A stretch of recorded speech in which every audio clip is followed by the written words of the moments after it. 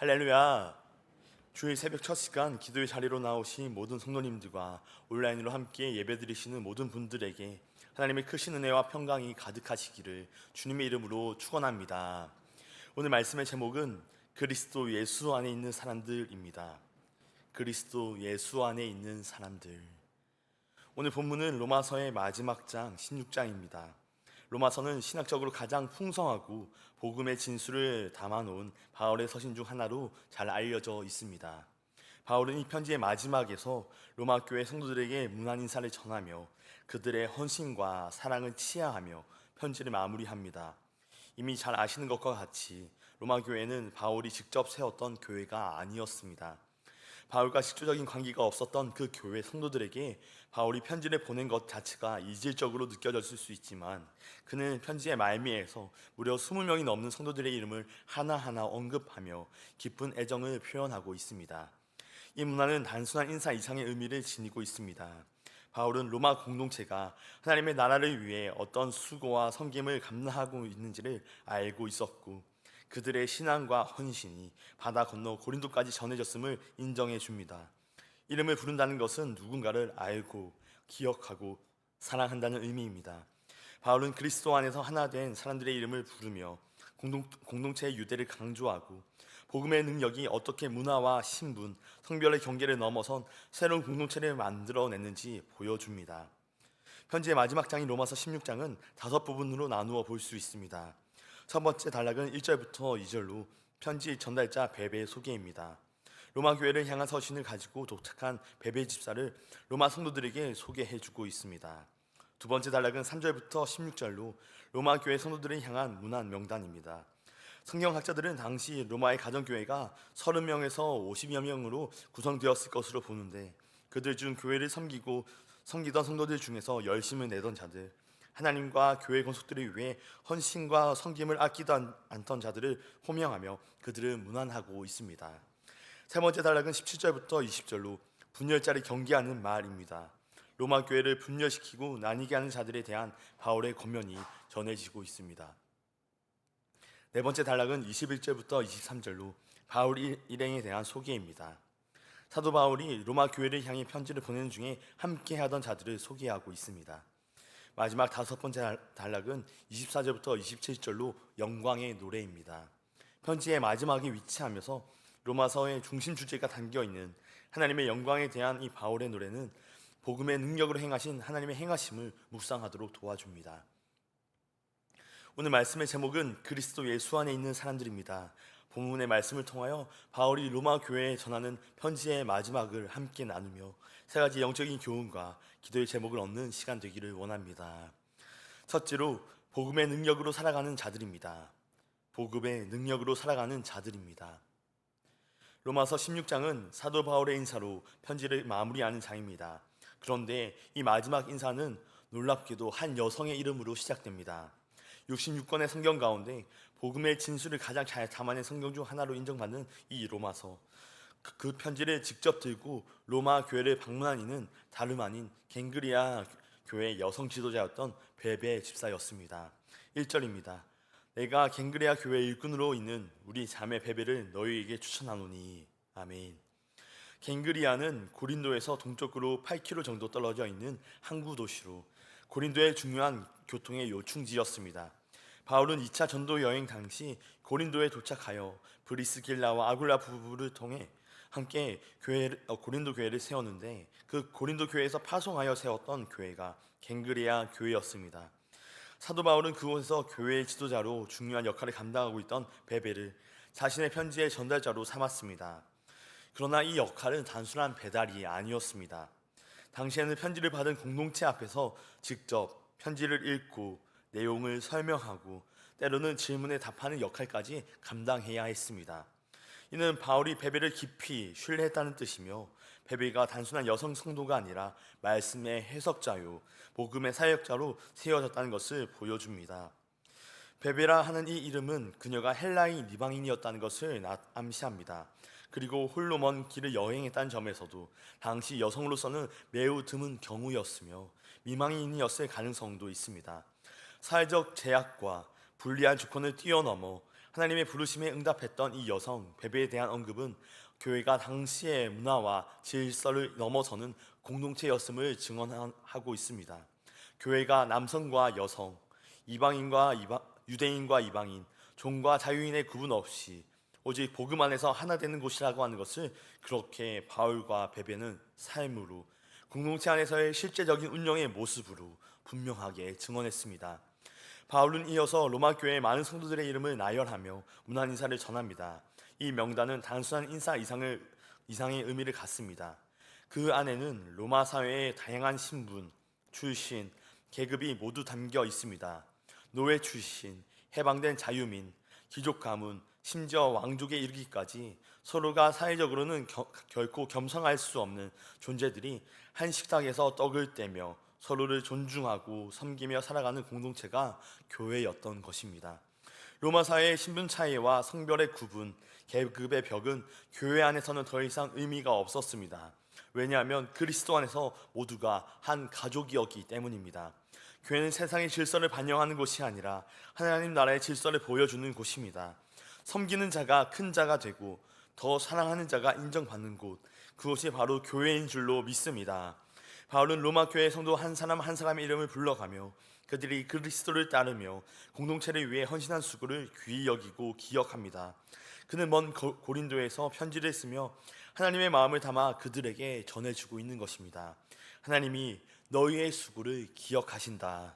이 말씀은 오늘 우리에게도 깊은 도전을 줍니다.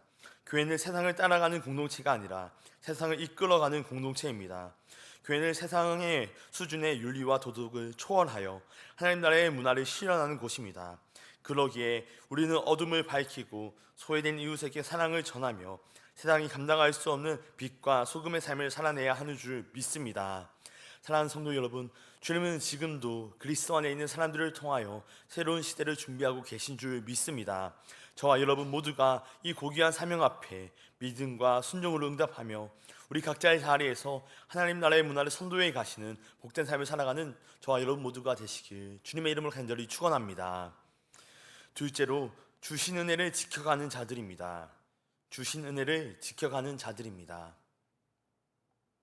오늘 본문에서 바울은 인사를 마무리하면서 마지막 권면을 전합니다. 그 권면은 다름 아닌 주신 은혜를 지키라는 것이었습니다. 복음으로 하나된 공동체가 경계해야 할 가장 큰 위협은 외부의 박해보다 내부의 분열입니다. 바울은 이를 누구보다 잘 알고 있었기에 마지막 인사 직전에 그 위험을 경고하고 있습니다. 17절부터 19절 말씀입니다. 형제들아, 내가 너희를 권하노니 너희가 배운 교훈을 거슬러 분쟁을 일으키거나 거치게 하는 자들을 살피고 그들에게서 떠나라. 이 같은 자들은 우리 주 그리스도를 섬기지 아니하고 다만 자기들의 배만 섬기나니 교활한 말과 아첨하는 말로 순진한 자들의 마음을 미혹하느니라. 너희의 순종함이 모든 사람에게 들리는지라. 그러므로 내가 너희로 말미암아 기뻐하노니 너희가 선한데 지혜롭고 악한데 미련하기를 원하노라. 아멘. 이 말씀에서 바울은 세 가지를 분명히 합니다. 첫 번째로, 교훈을 어지럽히는 자들을 분별하고 그들에게서 떠날 것. 두 번째로는, 그들이 외적으로는 그럴듯하지만 실제로는 자신의 욕망을 따라 행하는 자들이었다는 점. 세 번째로, 로마 교회의 순종이 모든 사람에게 알려졌기에 이제 그 순종을 더욱 견고히 하여 선한 데는 지혜롭고 악한 데는 미련한 삶을 살라는 것이었습니다. 바울이 말하는 선한 데에 지혜롭고 악한 데에 미련한 믿음은 단순히 도덕적 교훈이 아닙니다. 그것은 복음의 본질을 지키는 영적인 분별력이며 은혜의 자리를 끝까지 지켜내는 신앙의 결단이었습니다. 그 믿음은 세상의 흐름에 휩쓸리지 않고 하나님이 예비하신 길을 향해 담대히 나아가는 믿음이었습니다. 바울은 이 순종이 단지 윤리적으로 착한 사람이 되지 않는 뜻이 아님을 분명히 말합니다. 이는 로마 제국의 영적 질서를 뒤흔드는 일이었으며 하나님과 사탄 사이의 우주적 전쟁에서 승리의 편에 서는 선포입니다. 세상은 거짓과 욕심, 탐욕과 폭력으로 사람을 분열시키지만 복음은 십자가와 부활로 흩어진 자들을 하나로 모으는 능력인 줄로 믿습니다. 그리고 그 복음을 붙들고 살아가는 자들은 그 자체로 사탄의 거짓을 질밟는 예언적 존재로 살아가는 것입니다. 오늘날 우리 역시 이 은혜의 부르심을 받은 줄로 믿습니다. 우리가 서로 사랑하고 믿음 안에서 영적 지체를 돌아보며 공동체를 세워가는 일은 단순한 착한 행동이 아닙니다. 그것은 하나님 나라의 능력을 실현하는 것이며 어둠의 세력을 무너뜨리는 영적 전투의 현장입니다. 우리의 순종 하나하나가 지옥의 문을 닫고 하나님의 승리를 이 땅 가운데 드러내는 것을 믿으시는 저와 여러분 되시길 바랍니다. 사랑하는 여러분, 주님께서 우리에게 은혜로 허락하신 이 새롭고 살아있는 생명의 길에서 끝까지 순종하며 나아가시기 바랍니다. 주신 은혜를 지켜내는 삶은 승리의 삶이며 그 승리는 우리로 하여금 죽음의 자리를 생명의 자리로 바꾸는 사람으로 살아가게 하는 줄로 믿습니다.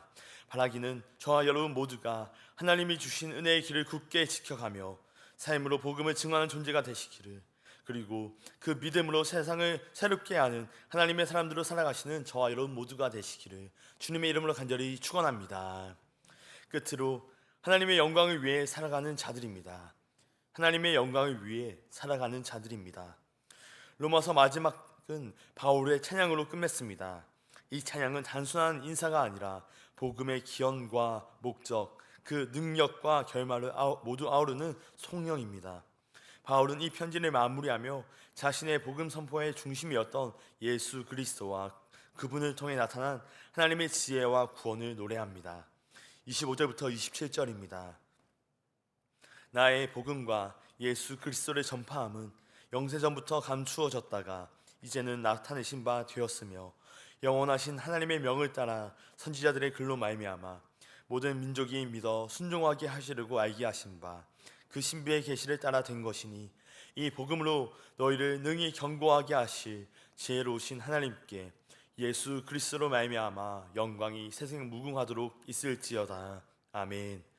이 찬양은 복음이 단지 시대적 사건이 아니라 영원 전부터 계획되었고 이제 완전히 드러난 하나님의 구속 역사임을 보여줍니다.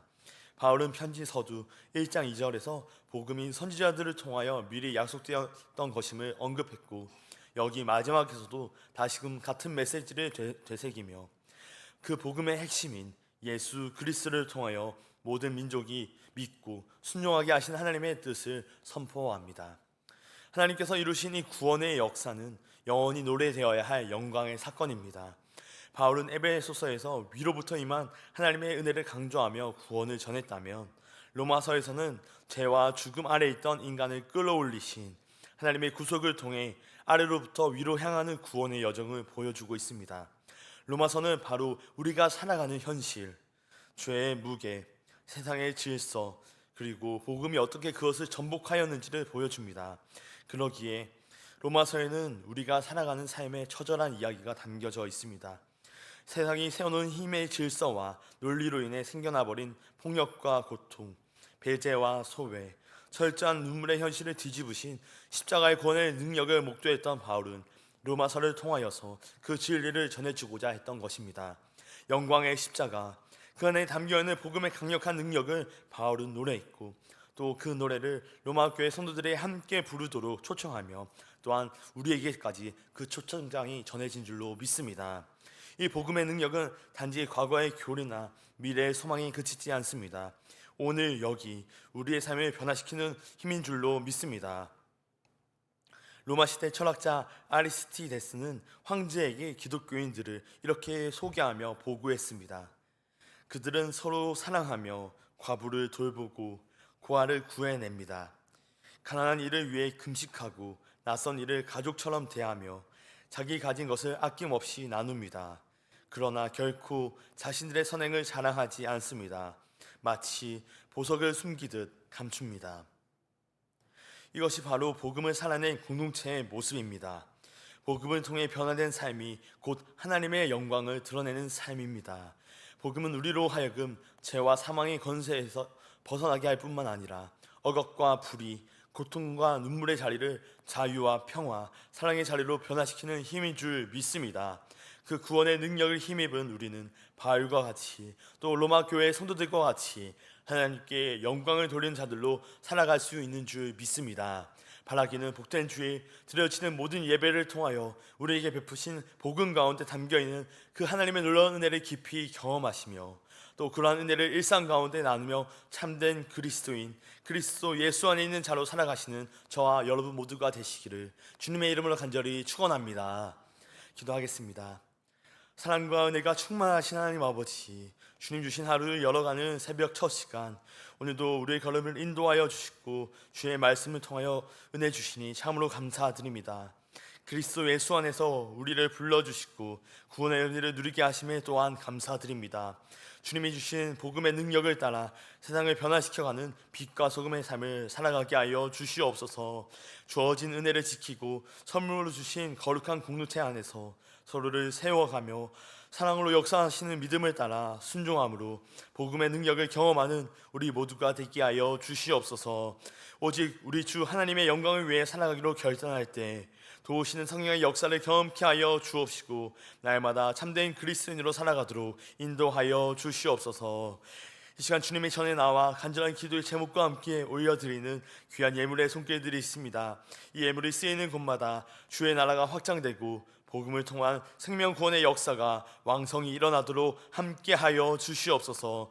드린 손길 위에도 주께서 늘 인도하여 주사 하늘의 신령한 복과 땅의 기름진 축복을 누리는 복된 삶이 될 수 있도록 인도하여 주시옵소서.